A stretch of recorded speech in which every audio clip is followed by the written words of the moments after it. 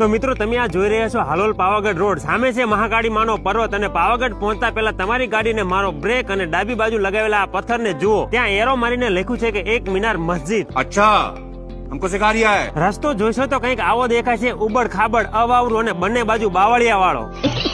તો આપણે ગભરાવાનું જરાય નથી. બાઇકને ઘમઘમાવીને દોડાવી મૂકો એટલે 1 મિનિટમાં આવી જશો 1 મીનાર મસ્જિદ. તો અહીં અંદર પ્રવેશ કરવાનું આપણે એક ફદીયું દેવાનું નથી, એટલે પૈસાની ખોટી ચિંતા ન કરો. अरे सर क्या बात है.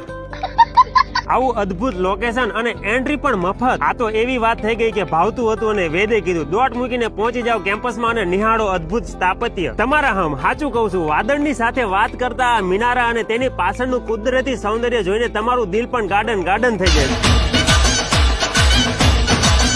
હું જાણું છું કે તમને અને મને કોતરણીના કઈની પણ ખબર પડતી નથી, પણ કોતરણીને એવી રીતે ધ્યાનથી નિહાળો કે જોનારને એમ લાગે કે આની 7 પેઢી શિલ્પકાર રહેશે.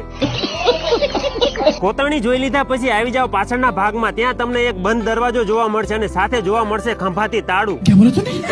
આ દરવાજાની પાછળ છે સર્પાકાર રસ્તો જે છેક જાય છે 4થા માળ સુધી અને ત્યાંથી દેખાય છે પાવાગઢનો અદ્ભુત નજારો. પણ આ નજારો તમને કે મને જોવા મળશે નહીં. પુરાતત્વ ખાતાવાળાને ખબર છે કે જો આ પ્રજા ઉપર સુધી પહોંચે